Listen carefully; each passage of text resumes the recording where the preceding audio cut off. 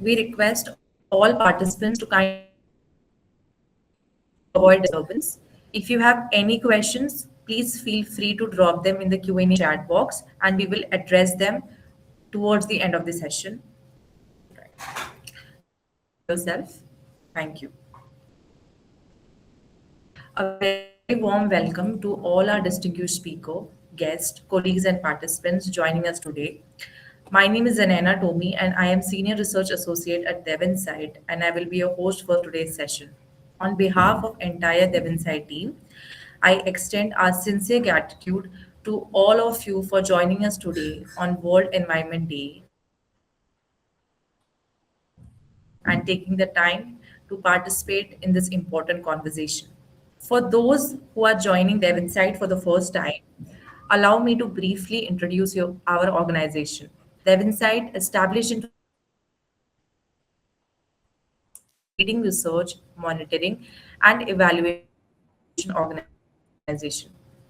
Over the past decade, Devinside has successfully executed 200 plus projects across India and internationally, spanning thematic areas including public health, education, gender, wash, nutrition, livelihood, and social inclusion.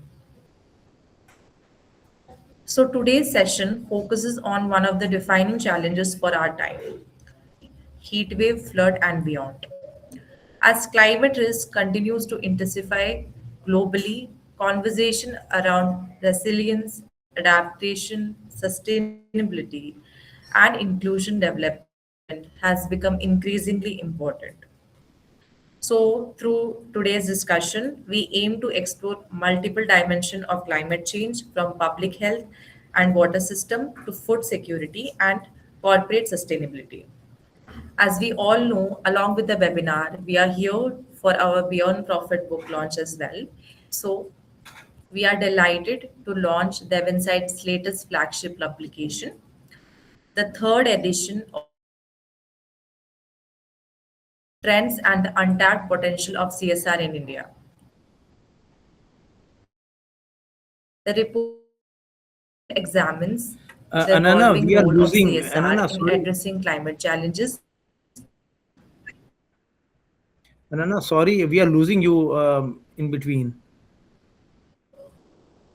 I don't know, like Okay, your okay. network is little erratic. I think like we are Yeah, losing yeah, you. it's a bit Is, patchy, is it and I only? think, yeah, yeah. Even I'm facing the same issue.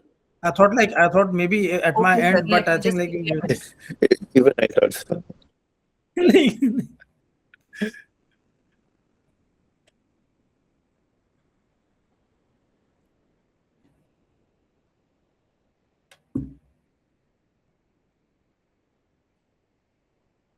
I think there was heavy storm and rains yesterday, last night, Hmm. and it has disrupted the electricity. And it's been very erratic since morning today. So we were a bit Hmm. skeptical Okay. about the network issues. So probably. Hmm. And then are you Hmm. back? Yes, sir. Am I audible? Yes. I have connected. Yes, loud and Is clear. it Yeah. all right? Okay. Thank you so much. Okay. So as I was saying, alongside today's webinar, we are delighted to launch DevInsight latest flagship publication, the third edition of Beyond Profits Report series, Trends and Untapped Potential of CSR India Climate Edition. The report examines the evolving role of CSR in addressing climate challenges, highlights investment patterns and emerging priorities, and explores how business can contribute towards building resilient and sustainable communities. To mark this occasion, may I request our distinguished guest and our CEO, Mr. Paresh sir, to kindly join us for our official launch. I request all the speakers to inaugurate our book by showing it in front of the camera. We'll open it. Yes, sir, please.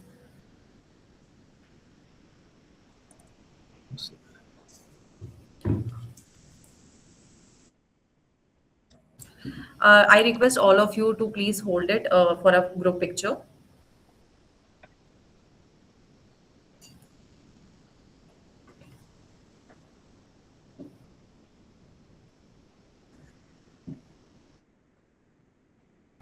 Thank you so much. Thank you so much, everyone. I really appreciate it. Welcome. So, as we move forward now towards our session, let us begin. It is my pleasure to introduce our moderator for today's session, Dr. Tabez. Dr. Tabez is an assistant professor in Department of Hospital Management and Hospice Studies at Jamia Millia Islamia. With PhD in healthcare management and academic training in pharmacy, he brings extensive expertise in healthcare system, public health, and health information. His work focuses on areas including sustainable healthcare and public health.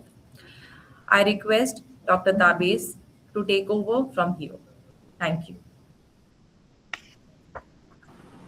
Thank you, Ananya, for the wonderful introduction. And good morning, everyone.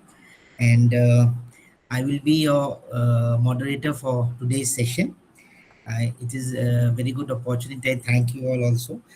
So, World Environment Day, as we all know, we are celebrating it today, and it provides an opportunity not only to reflect on the environmental challenges, but also to recognize that climate change has become a defining development issue of our time. So, it needs to be mentioned here that the increasing heat waves, the sudden erratic changes in the climate, the floods, the food insecurity, the water scarcity, health impacts, and the economic disruptions are to be taken care of. So this webinar will definitely be a kind of eye opener and a kind of reinforcement for these kind of initiatives that have been taken at the global level to set the pace and to set the minute theme and the upcoming themes that the speakers will be talking about. We need to talk about climate resilience, which is very important as the climate keeps changing and cyclones, heat waves, erratic rainfalls are there. There is also a need for sustainable development concentrating on economic growth, environmental protection, and societal equity. Also, the environmental, social, and governance accountability, ensuring organizations taking responsibility for their ethical impacts and sustainability. Also, there is a need to mention about the corporate social responsibility, helping to balance the economic goals and the societal well-being. And needless to mention, the private public partnership leveraging private capital and expertise while keeping the government responsible for the regulatory oversight. Today's important webinar will move from the climate impacts on health and water resources to food systems and finally to the role of CSR and ESG in creating long-term resilience. There will be 4 sessions that have been planned. The session 1 will be on heat waves, climate risk and public health, taken by Dr. Vineet Kumar, retired professor, Indian Institute of Technology, Dhanbad, which will be followed by session 2 on water crisis and environmental sustainability by Mr. Rajesh Verma, Senior Manager, Water Resources Development, Tata Trust. Session number 3 will be on climate change impacts on food security and nutrition in India by Ms. Pranya Paithankar, Head Climate Change Resilient Food Systems World Food Program. And the 4th session will be on corporate social responsibility in India, CSR, EAG accountability, and long-term impact. So we will be having very important and charged 4 sessions. To start with, I would like to introduce Dr. Vineet Kumar. Dr. Vineet Kumar is a retired professor of chemical engineering with over 35 years of academic experience, in academic experience and research and leadership experience across premier institutions including IIT Roorkee, IIT Dhanbad, and TIET Patiala. His expertise spans computational chemical engineering, environmental modeling, industrial safety, and process simulation, with extensive contributions to research and academia. We are delighted to have you with us today, sir. We now I would like to hand over to you. You can please share your screen, sir.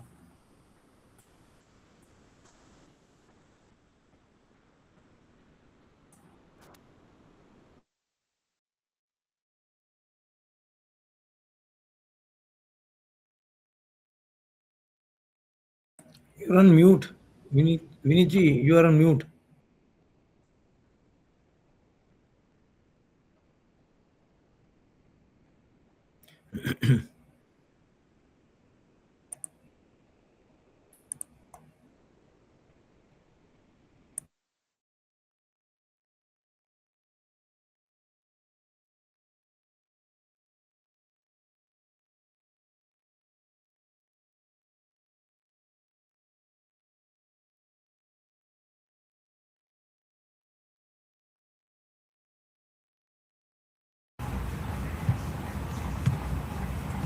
Is it okay now? Hello, Yes, sir, we can hear you. I'm audible. Okay, Yes, thank you. you're audible, sir. Thank, We can hear you. thank you, Tabriz sir, and for such a nice introduction. And since the time is short, so I'm directly coming to the point. And this global warming, I believe that this global warming is just a signal. It is not. It is not the actual problem. And the problem lies somewhere else. Since my childhood, we are uttering the phrase that if you do not do something for protecting our environment, then disasters will happen. But I believe we just parroted like, repeated this like a parrot and did something, but not. It was certainly not sufficient. We use catalytic converters, we use ESPs, we use many uh, tools and techniques for reducing the environmental burden, but it was not sufficient. And that's why now the average global temperature has risen by 1.5 degrees centigrade. Apparently, this 1.5 to many persons, this 1.5 degrees centigrade is not very high, large number, because they feel that we can survive from minus 40 degree to plus 50 degrees centigrade. So this 1.5 degrees centigrade is nothing. But always I prefer to compare this 1.5 degrees centigrade with your body temperature. Just you think, we are human body. Our average body temperature, normal body temperature should be about 37 degrees centigrade. If it increases by 1.5 degrees centigrade, it will become 38.5 degrees centigrade, which is nothing but the 101.3 degrees Fahrenheit. 101 degree Fahrenheit means you are in fever. Our body and the global atmosphere is much more complex than our one single body. So increasing 1.5 degrees centigrade temperature is much, much greater threat than 101 degrees Fahrenheit temperature of human body, or fever, 101 degree fever. So obviously our earth has got the fever. So what we can do? We have three options. Like for attending to a fever, earlier we were not able to, we were not using medicines in the beginning. My father was doctor, still he was not giving me the medicine if I get the fever. You take rest for 3 days. Rest means, if we compare it with our environment, rest means stop each and every emission from everywhere. Certainly it is not possible. It is very difficult. But it is the requirement. If you do not want to take any medicine, then you have to take rest. So we will have to go for the medicine. And what medicine? Normally we take paracetamol. This will just suppress the temperature, body temperature, but not the actual problem. For that, if you have a viral infection in the throat, you go for the gargle. If you have a bacterial infection, you go for the antibiotics along with the paracetamol, then only it can happen. So suppressing the symptom, that is the temperature rise of the environment, which is El Nino and La Nino, these are nothing but the symptoms. These are not the real problem, the real issue. These are symptoms of the increasing temperature. So medicines, we have to think about the strong medicines. But, and the third point, the third option is also there. And I'm afraid we are going for that third option. That you believe that the 101 degrees centigrade Fahrenheit is not a temperature, is not a fever. Oh, it is just 1 degree Fahrenheit temperature. You go work and you normally do everything. That is very dangerous. Even if you do not recognize it as a fever and you do not do anything, it will be disastrous. No one can stop you from a disaster. And I'm afraid that we are going for this route only. In this connection, I would like to share my one experience. When I was SESE member of Punjab Pollution Control Board, way back in 2007, I was there from 2007 to 16 for 2 consecutive terms. And in the very beginning, maybe in 2007 or 8, we wrote to the CPCB that in the Bhatinda region, there is a issue that normal PM 2.5 is much more than the required level or the recommended by the WHO. And that was about 30 to 40 microgram per meter cube annual average. So what to do?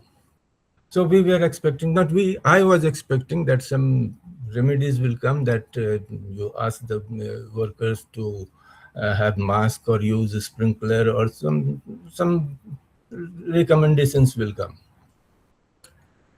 Unfortunately, I wrote down the date on November 16, 2009, just a few months later. The CPCB increased the permissible limit from WHO's norms to less than 60 microgram per meter cube for short-term concentration and less than 40 microgram per meter cube for long-term or annual average. So this is just like you believe that 101 degrees centigrade and 101 degree Fahrenheit is not a fever. So what will happen? And it is not only in India, everywhere this is happening. Recently in United States, you may be knowing that most of the restrictions on the emission from industry has been removed. What will happen? So we have to be much more serious about this issue, and we have to just not wait to disaster to come. Otherwise, what will happen? And nature is very, very harsh. It will never pardon you for your mistakes. And we have to take these seriously, and whatever the rules are framed, that are not just rules for earning money or for running in business. We have to think about the survival of humans. Okay, so time is limited, so I will not take much time. This 10 minutes is very short a time, and I will ask Paresh sir to think about more longer uh, webinars. Okay, thank you very much. Thank you so much, Dr. Vineet, for your important and wonderful discussion. We now move forward to the second session, which is on water crisis and environmental sustainability. And for this session, I would like to introduce Mr. Rajesh Verma, Senior Manager, Water Resources Development, Tata Trusts. He is currently serving as a senior manager and brings more than 25 years of experience in sustainable water resources management and development practice. His work spans watershed management, groundwater recharge, climate resilient water systems, and community led approaches for strengthening water security. We are pleased to have you with us today, sir. And if you have a presentation, you can share. Otherwise, it's over to you, sir.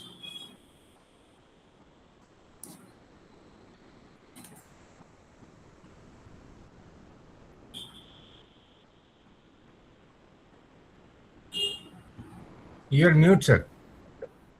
Please Sorry. switch on your microphone. Thank you, Dr. Raj. Ananya, could you Welcome. please screen my presentation? Okay, sir. Just a minute. Okay.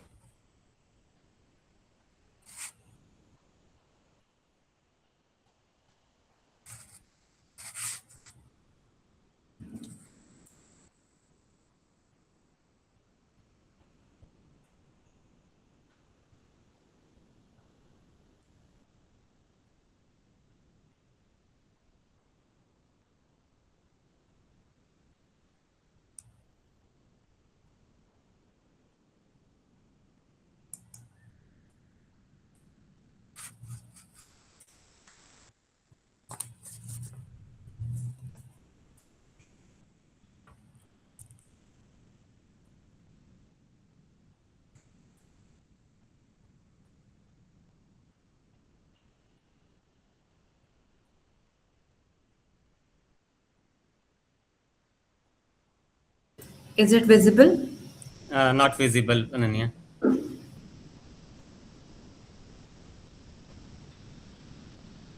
Just give me just 1 minute. I'll reshare.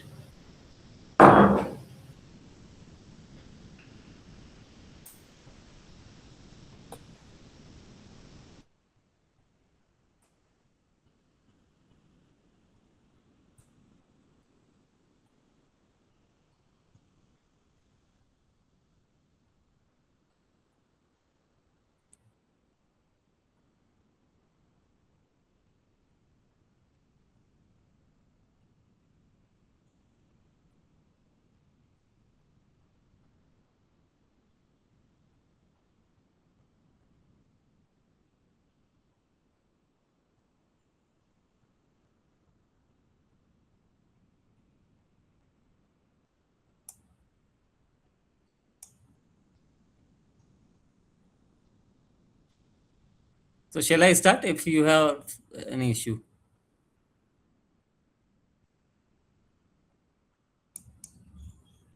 So you can start. I'm just Yeah.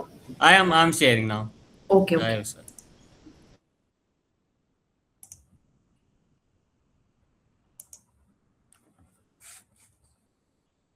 It's visible, sir. Thank you so much. Okay, okay. Hi, good afternoon, everyone. Thank you for joining this session. And this session is on water crisis and environmental sustainability. Water is one of the most critical natural resources for human survival, agriculture, industries, and ecosystem. However, today the world is facing a severe water crisis due to overuse of groundwater, its depletion, climate change, and unsustainable management practices.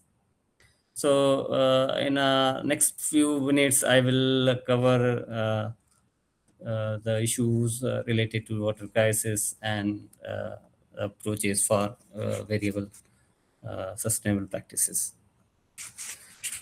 So, coming to the current situation of global water crisis, globally more than 2 billion people are facing water stress. Fresh water availability per person is continuously declining due to increasing population, urbanization, industrial growth, and agriculture demand.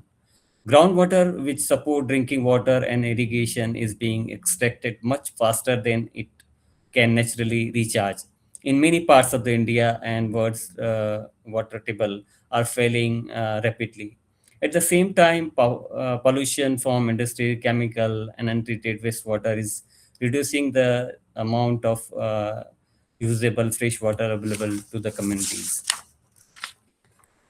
Uh, Coming to the water scarcity and groundwater depletion, one of the biggest concern today is groundwater depletion.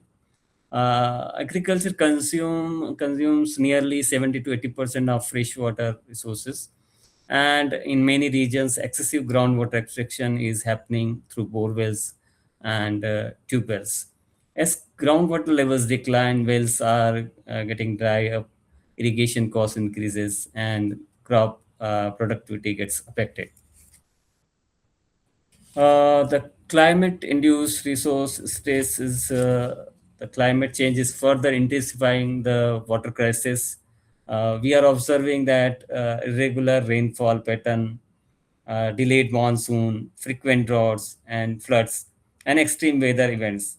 So this higher temperature is increasing evaporation losses from soil, reservoir, and water bodies. As water becomes scarce, competition among agriculture, domestic use, industries, and ecosystems is increasing. Climate change is not only an environmental issue, it is directly impacting livelihood, food security, and rural economics. Therefore, climate resilience must become an integral part of water resource planning. Coming to the impact on the environment and community of this water crisis. So this water crisis has serious environmental and social consequences. Environmentally, rivers, lakes, and wetlands are degrading.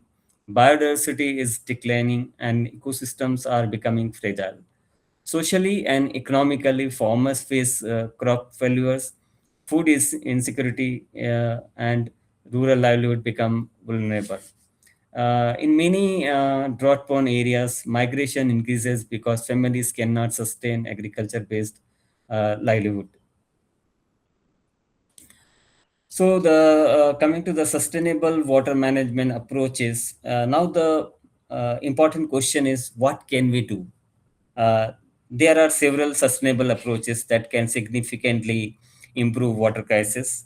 First one is rainwater harvesting and groundwater recharge. Basically capturing rainwater locally and help improve groundwater levels and reduce runoff losses. Uh, the most important element of the approaches is the water budgeting and community-led governance. This is very, very important as community should understand how much water is available in their village or in their region, how much is being used, and how to plan water use efficient, use sustainable. And the next approach is to promote the efficient irrigation systems uh, that can save substantial amount of water in agriculture. So the key principle is to manage water demand and not only the focusing on the supply side. The role of community and institution in overall process is the sustainable water management is not possible without community participation. Local communities are the primary users and custodians of water resources. Their participation in planning, monitoring, and decision making is essential. Village level institution, water user groups, and local governance systems need strengthening. And coming to the technology part, this one So technology can play a major role in improving the water management. Today we have different tools available like GIS mapping, remote sensing, ground monitoring systems, and various tools and technologies developed by various organizations across India for water budgeting, for understanding the recharge, like Cloud tool. So these are the various tools that are being used for sensitizing the community to take the collective decision making for crop choice, to reduce the demand of water in terms of balancing the overall water budget. And coming to the way forward, we need an integrated and long-term approach. We must adopt river basin approach and watershed-based planning, sustainable agriculture practices, diversification, and climate resilient water management practices.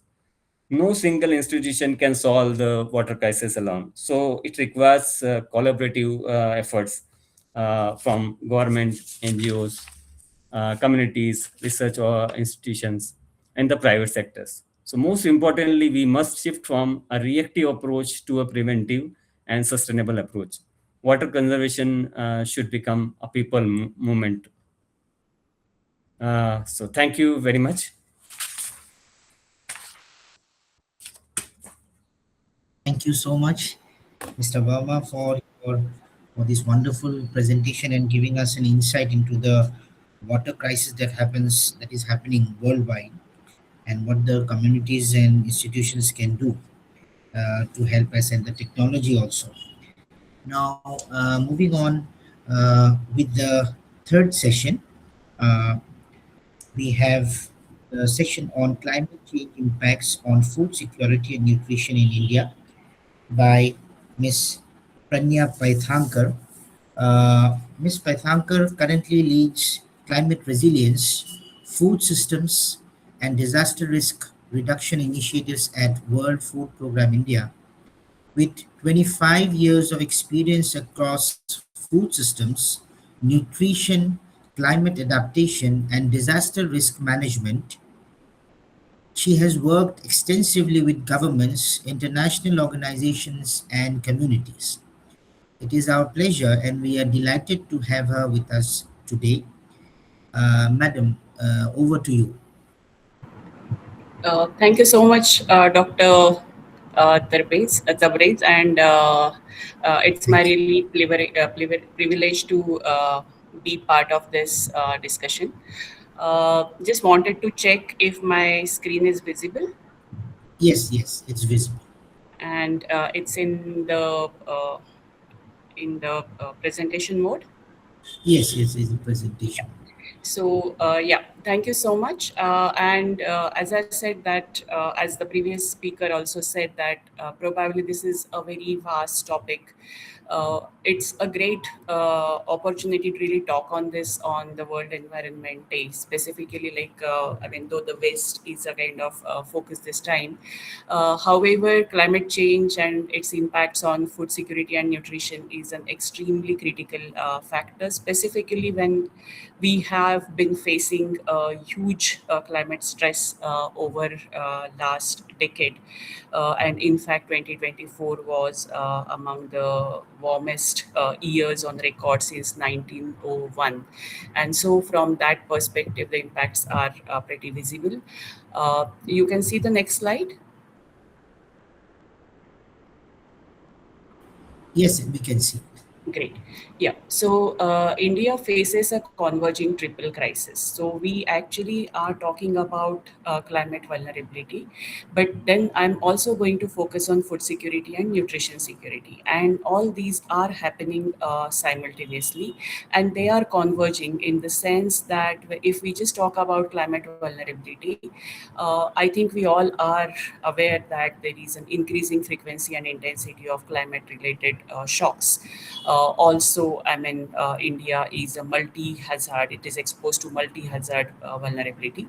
If we talk about food security, we really are food secure in terms of the overall grain production and all. However, we know that a vast majority of our population actually still dependent on agriculture, like for example, around 40 to 50%. And if we talk about nutrition security, the latest NFHS 6 data is out. We see there are some definite gains, which we will talk in a bit. However, they still are very high and a bit far from SDG 2 target of really zeroing in on the food and nutrition insecurities. So if we just look at the systemic shock wave, so I mean on the left side of the screen, you can see that a macro event trigger, and this trigger actually is usually the heat wave, a drought, or a flood. And these actually have a kind of cascading impact because it actually has extreme heat or drought event has an impact on overall agriculture production. It also disrupts the supply chains. The supply chain disruption as well as lesser agriculture production actually goes or induces the price rise of the food or even the essential and nutritious foods, which in fact really leads to reduced food access. And then there is a final impact and on the poor nutrition and higher infection. So the result is basically poor nutrition and higher infections, especially the vector borne infections and all. So if we actually see this cascade and how this impact actually is cascading, we can then say that climate change systematically compromises all four pillars of food security: availability, access, utilization, and stability. And so, just to really deep dive into these four pillars of food security under climate stress, we actually, there is a kind of paper which is there, which does a systematic review of 231 studies, and it confirms that extreme weather events are simultaneously undermining all the four foundations of food insecurity, the pillars or the dimensions of food security. So, which is availability. So, availability usually refers to the total production, but it also looks at the total availability made be through imports or other ways. And this availability is definitely impacted by climate threats, and it not just I mean reduces the crop yields, but also looks at crop productivity and fisheries output and other what we can call as the production processes.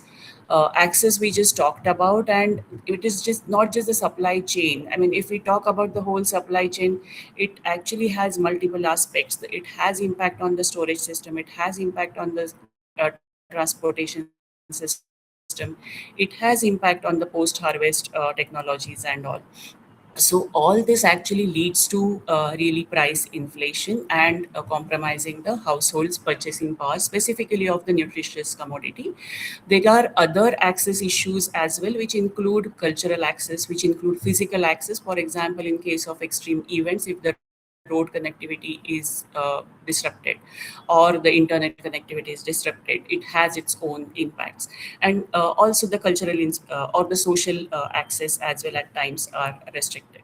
So these are access issues which are actually amplified by the climate related stress.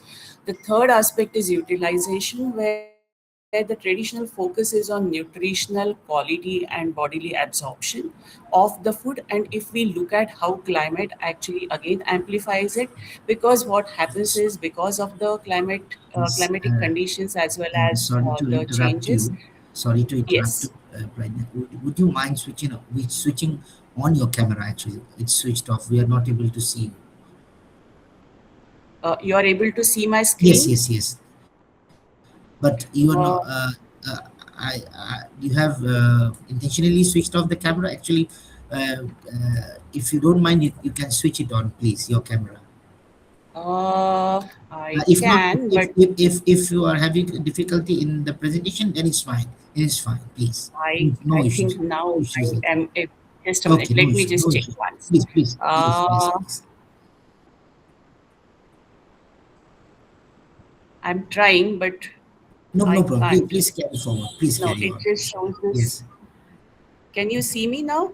No, no, no, no, Then probably there is a problem with this no, no problem. No. presentation. mode or Correct, something. correct. Okay. So maybe towards end, probably I'll stop the No slides issue, and no then issue, no issue. switch on the No camera. Sorry. problem, no problem. On the utilization side, I was talking about, I mean, when we talk about nutrition and utilization, the dietary diversity is compromised.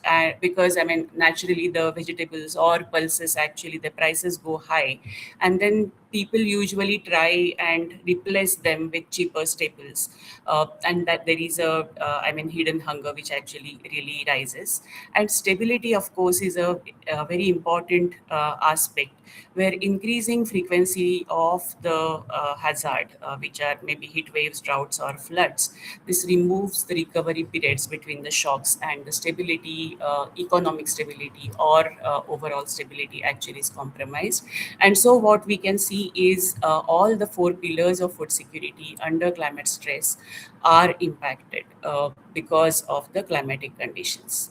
So, I mean, just to actually talk about a few statistics. So, there is a high climatic risk, and the German watch, which actually does the climate risk index, has ranked India as sixth.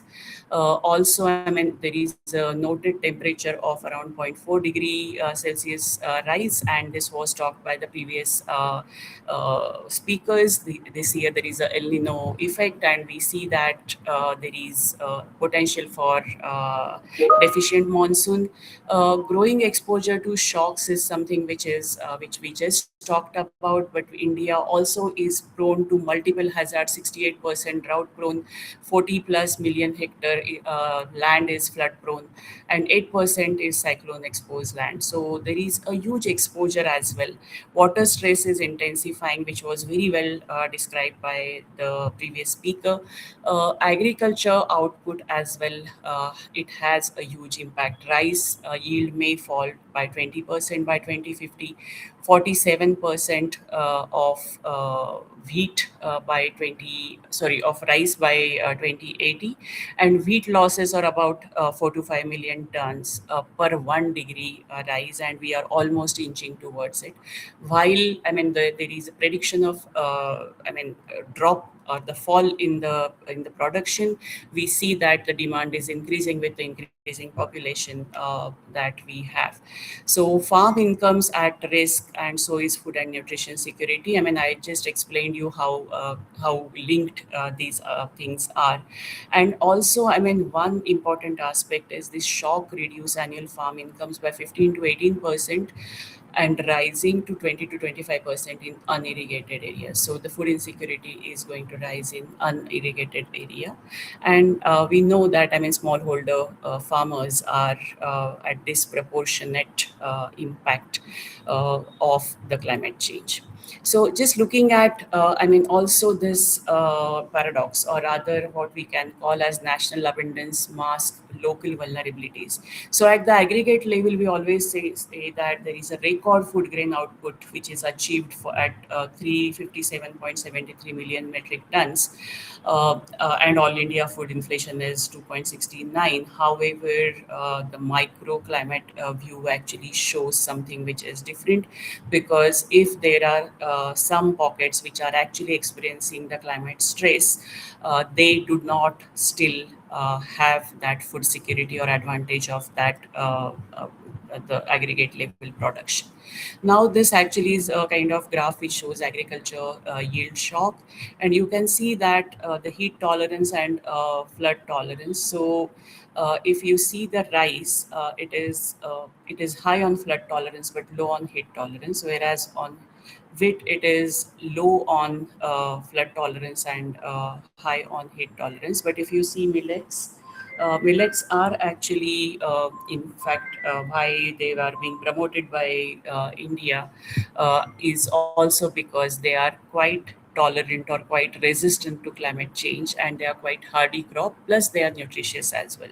And you can see that leafy vegetables or pulses, they are quite low in terms of flood and heat tolerance, and they are the most nutritious crops. So this also in a way explains how climate shocks in fact really compromises the nutrition security. Now hunger is measured in nutrients and not just calories. And so you can see that, I mean, hidden hunger, like I explained to you, that if the vegetable consumption is reduced, naturally the micronutrient deficiencies are going to reduce, and we can actually see that the climate change really diminishes the quantity of food which is available and which is consumed, nutritional quality of the food, and overall dietary diversity. And that, in fact, compromises the overall food and nutrition security. And that's why that link between climate shock also, I mean, it immediately becomes market shock, and it immediately again gets translated into the hidden hunger and the malnutrition. And now, like at times, the foods are replaced by something which is like not healthy options, and then we also see the obesity on the rise. So hidden hunger crisis, from crop loss to anemia, and this actually explains. At the bottom, you can see the figures of NFHS 6. So there is a reduction in the stunted children. However, these figures are still high. And if you see specifically the figures of anemia, specifically among the children and the women, they are still at very, very high level. And you can imagine very well that any climate shock will exacerbate this situation. So building climate resilient food system is something which is an extremely important prerogative. It is no more an option but a kind of imperative. And the main pillars of this is like climate smart agriculture and approaches, looking at the climate information, early warning system, climate risk analysis, understanding that risk by the farmers, risk financing, and ecosystem based solutions, where we really talk about watershed management, agroforestry, large scale ecosystem restoration, strengthening the safety nets, and so on and so forth. So if We are we talk, actually yeah, I'm running out of short of time. the yes, Sure, yes. sure. So I'll just actually quickly come to India's policy landscape. So if we talk about the overall India's policy landscape, in all these spheres, climate, agriculture, food security, and livelihood assets, there are multiple schemes. However, these schemes are actually important, but they are still falling short of overall commitment. And that's where it is much more important to really focus on climate adaptation. I think I'll just escape this slide and just talk about a bit of WFP's work and comparative advantage. So WFP actually works on promoting or ensuring or achieving zero hunger across the globe. We work across more than 100 countries, and specifically on the climate issues in 37 countries for better world and better food. So we work on the convergence of climate action and zero hunger. And again, I mean, happy to be part of this. But just as a kind of my closing line, I like to say that while the policy framework is strong, while I mean there is a huge commitment, there is still a need for really all stakeholders and partners to come together to ensure that we have a strong, resilient, climate resilient, and sustainable food system. So thank you so much. Thank you so much. It was a Thanks. wonderful presentation, and it it highlighted on the converging triple crisis, and we are grateful to you for providing these important insights at the global level. So, with your due permission, I will be moving forward to our next important speaker, Mr. Khurram Nayab. Mr. Nayab currently serves as a General Manager, CSR at Vedanta Group, and Head Governance at Anil Agarwal Foundation. With nearly 3 decades of experience in sustainability governance and corporate social responsibility, he has played an important role in developing high impact CSR frameworks and responsible business practices. We are honored to have you with us today. So, over to you.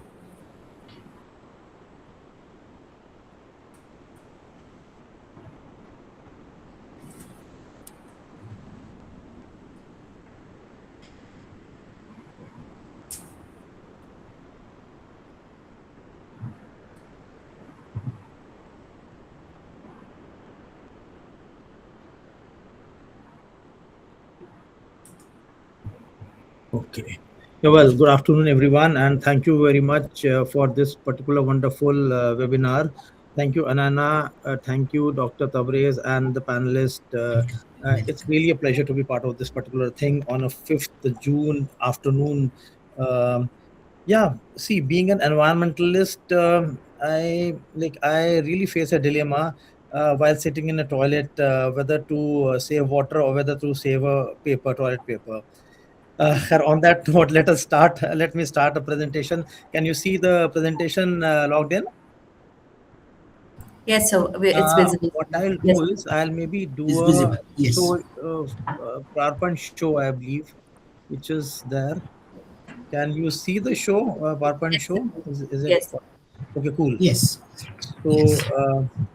well, going into see, my topic was mostly in corporate social sustainability in India and how is it related to CSR and ESG. I'll maybe touch upon what is CSR, what is ESG, and like how both of them are interlinked to each other. Plus, I'll share some of the case studies, like which is I feel which is very important. That's some of the corporate case studies.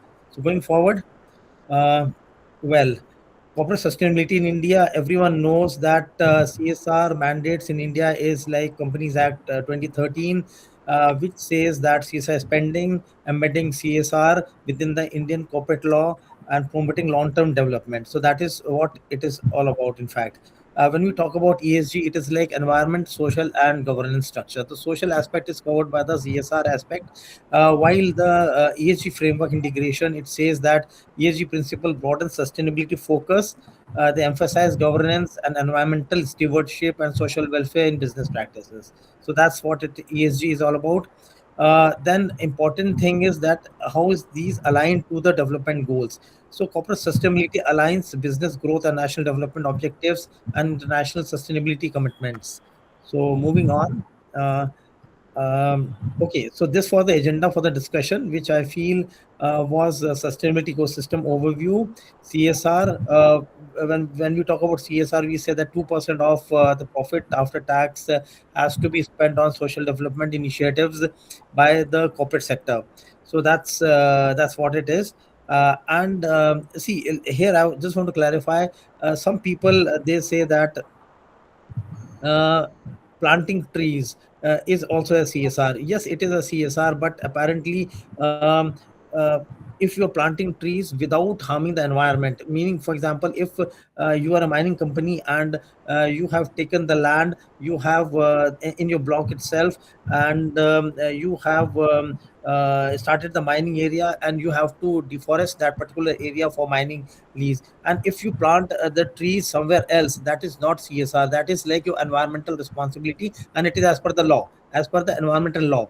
While CSR planting trees, CSR comes when without a particular block, you're planting the trees separately for the biodiversity, for those sort of things. So we need to have examples for things as well. So there's a dilemma on this, and there's some confusion on what is environment, what is CSR, like whether the two is interlinked or not, those sort of things. Now, accountability and governance, transparency and reporting standards are the must to establish trust and strong accountability governance systems. Moving forward, what is the sustainability landscape in India? See, as I said earlier, the Companies Act 2013 mandates CSR spending, making sustainability a legal obligation for qualified companies. What the qualified companies are, like if you have a profit of 5 crore or more, so you are mandated to have profit after tax and under CSR itself. And if you can't spend that profit, you have to make a escrow account, and then put that money in that escrow account, and invest in the CSR within the next 6 months. In fact, so well, that particular session can I can take the session separately on the CSR per se. But now this is the ESG. So what are the ESG adoption benefits? Like corporations adopt ESG to reduce risk, boost investor confidence, and improve operational efficiencies. So that's one thing. Now, governance and transparency. I talk about governance reforms, mechanize ethical conduct, transparency and alignment with global commitments. Moving forward, CSR framework in India. So this, I think we have, okay, 2% I've already spoken about. The key focus areas of CSR in India is like and health, education, environmental, environment aspects, gender equality, and rural development. So basically, if you have read about Schedule 7 of Companies Act, Section 135 of the Companies Act, the Schedule 7 provides the list of activities. So there are 12 points there, under which any company can do a CSR sort of a thing there, according to that.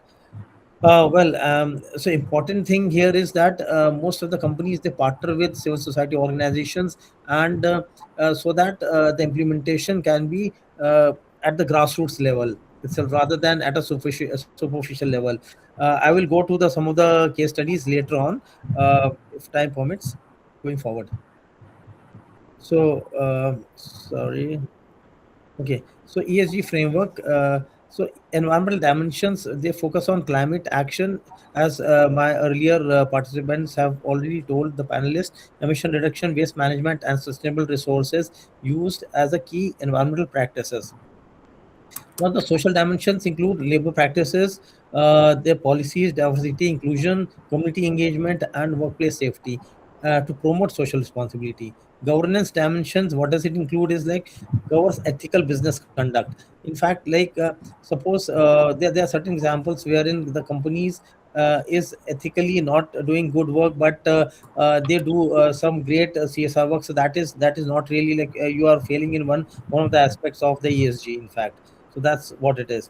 ESG impact on businesses, like ESG drives investor decisions and regulatory compliance. Now, these days, most of the investors, what they do is they also look at the ESG framework and ESG ratings of the company before investing in a particular company. So that's the key, in fact, at the moment. Moving forward, accountability and governance.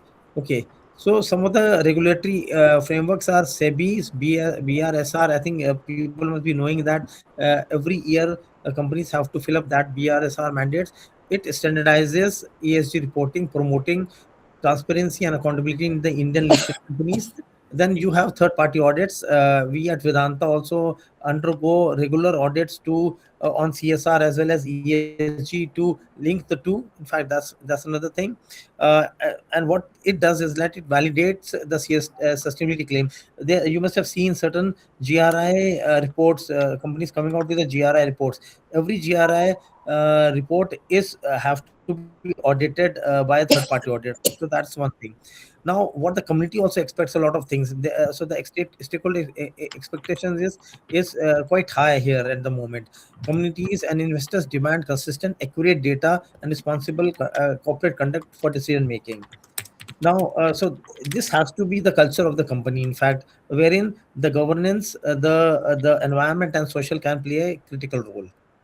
Now, some of the case studies. The first thing, the Vedanta case study, what I can say is that what we have done is, if you have heard about a program called Project Nandghar, wherein we work on the women and child development, and at the moment we do have 15,000 plus Nandghars pan across India, 17 states of India. And what we do is like we upgrade the Anganwadi structure in the rural settings.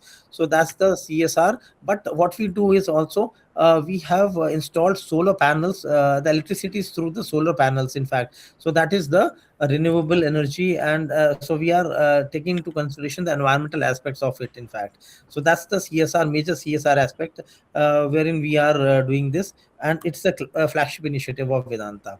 Going forward, the Tata Group, it's the biggest group, in fact, and the Tata Group integrates social welfare deeply into its core philosophy. It's like community health, education, livelihood development is the key, and sustainability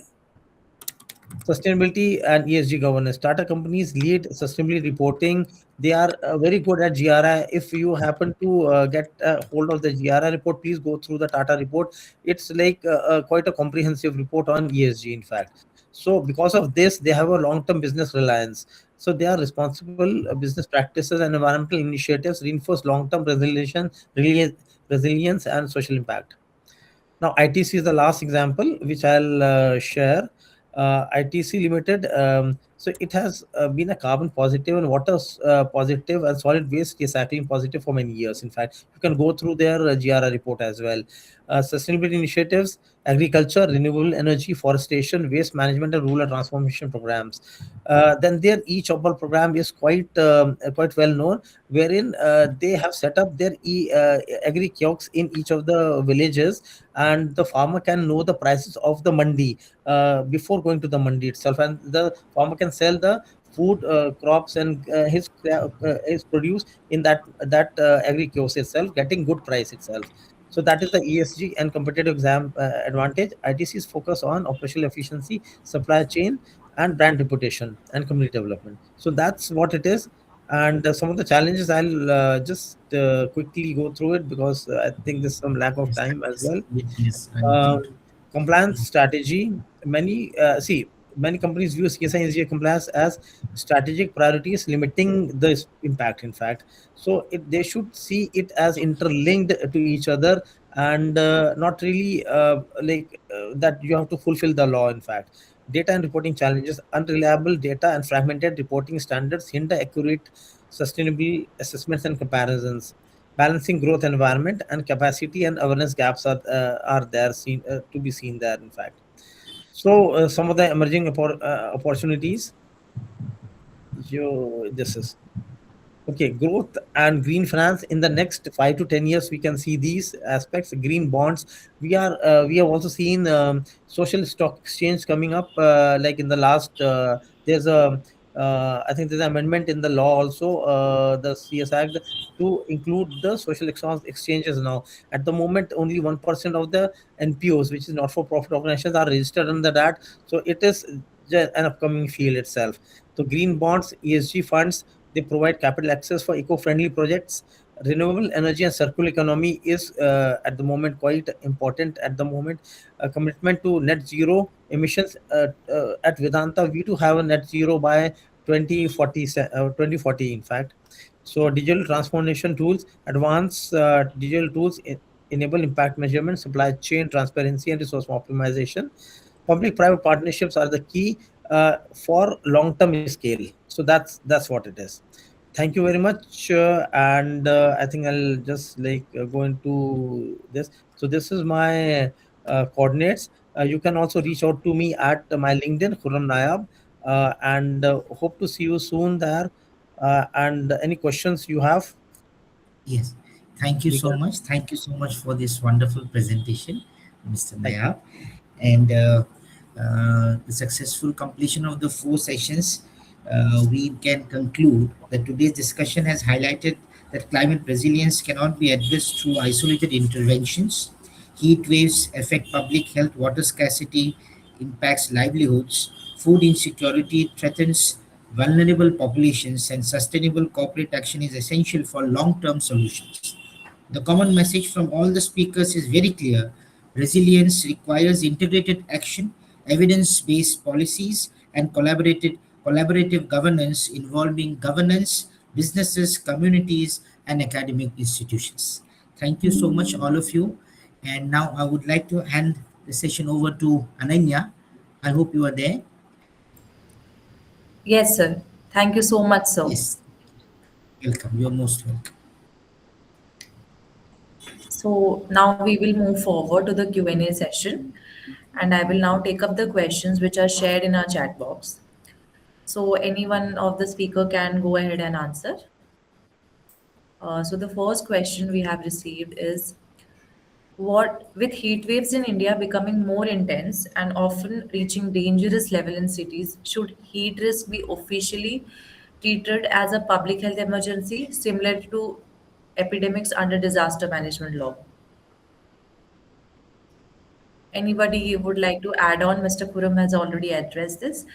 Mr. Vineet, I think you could enlighten us with some points.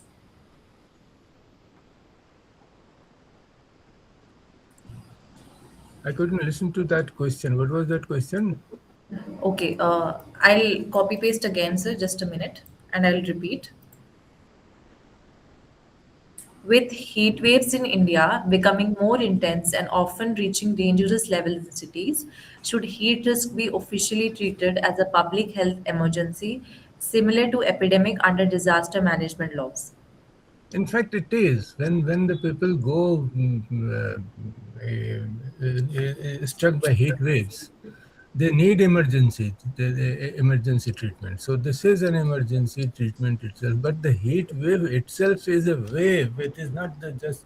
Its peak will increase, and also the trough will also come. The cold temperature will also be lower than the average. So it is not only the heat. We must be prepared for cold also, cold stroke also. But this is not the solution. If today the temperature are going up to the 45 degrees centigrade, tomorrow in a few years it may go up to 50 degrees centigrade, then what will you do? We do not have this, that we cannot sustain that temperature. So we have to think about the crisis is there. It is there, and everybody whenever the heat wave comes, we take them seriously, and we are. But that is expensive. It is not that we have to think about how to control those waves. So, and that is not just I believe that we have to be very serious about the environment.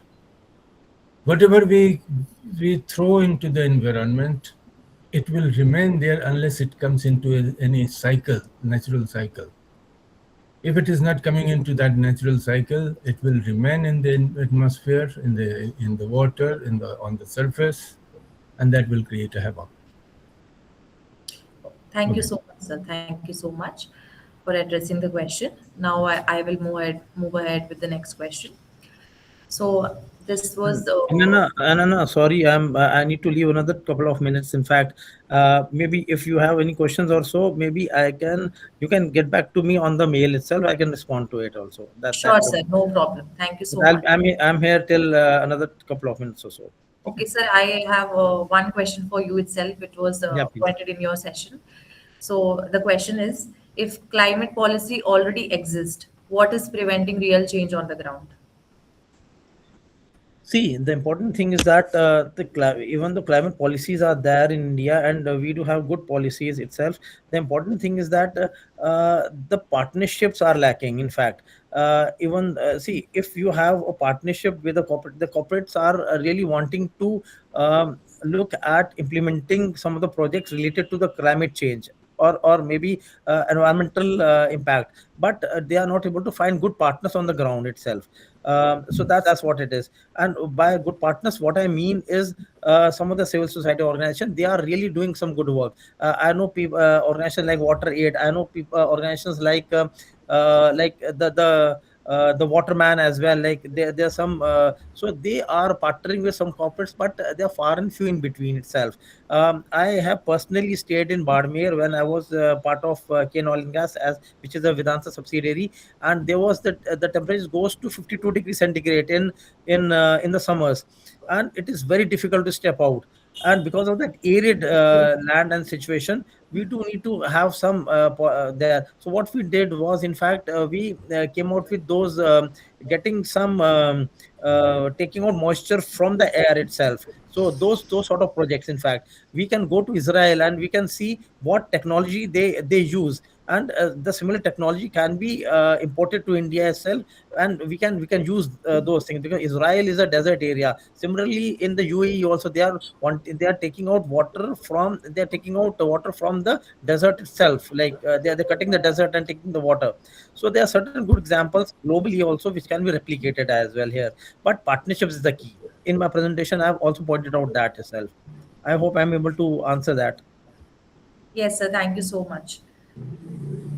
Um, next question. Next question is for Pradhanya ma'am. So, Anana, I'll be excused. Thank you. I'm sorry, and it's a pleasure. Thank you to be part of this particular thank thing. you so much for joining us for I'm, today. I'm, I'm really sorry. I wanted to attend this fully, but then it's really like 4:15 is a meeting, and I'm getting calls. In fact, thanks, No problem, sir. thanks. Thank you so Take much. care. It's Thank a you for your pleasure. time. It's a Take care, pleasure. sir. But Bye. you can reach out to me on my email ID also. Sure, sir. I will send, sir. Thanks. Thank you. So moving on, Pradanya ma'am, the question for you is, what policy intervention should receive priority over the next decade to ensure food security?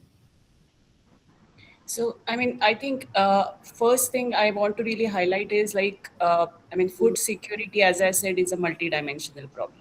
And so one policy or one solution is not going to address it.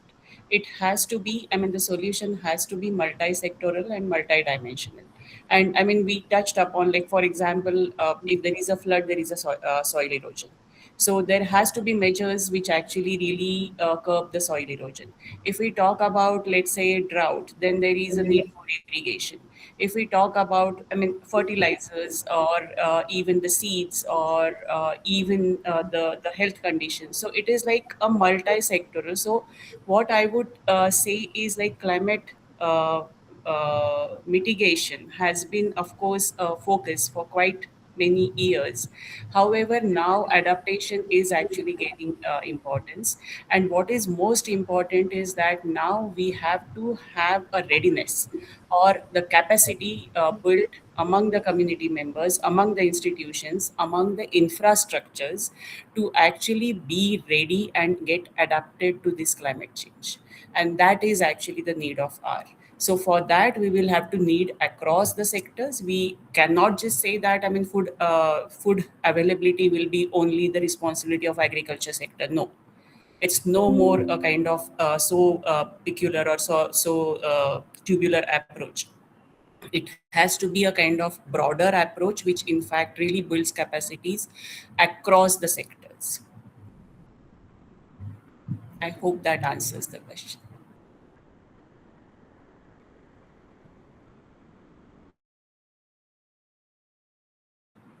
Anaina, I think you are mute or you're frozen.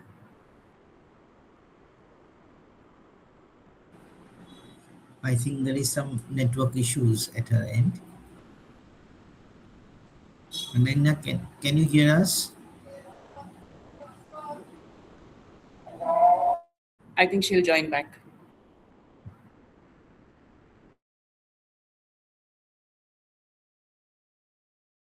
However, just actually, I mean, from the perspective of like carrying forward the discussion or the answer.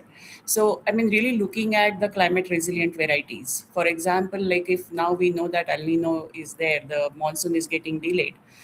So should we really go for planting the varieties which are having the duration, rice duration of 135 days, or should we go for shorter duration varieties which are more resilient to reduce the crop losses?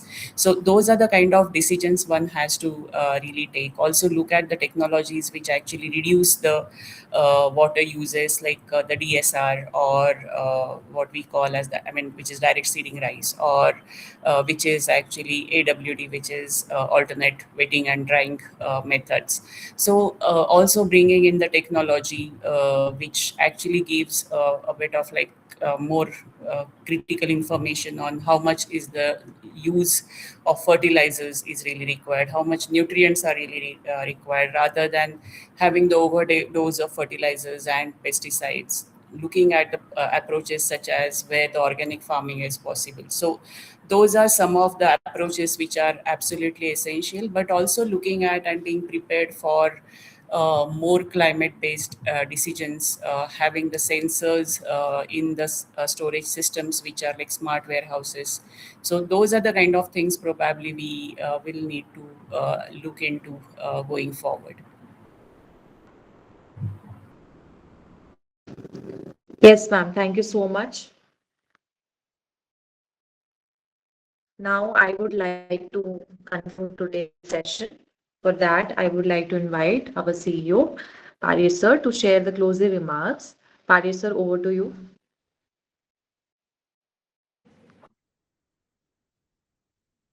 Thank you, Elena. I don't have anything significant to contribute after hearing the perspectives and insights from such an erudite panel that we had.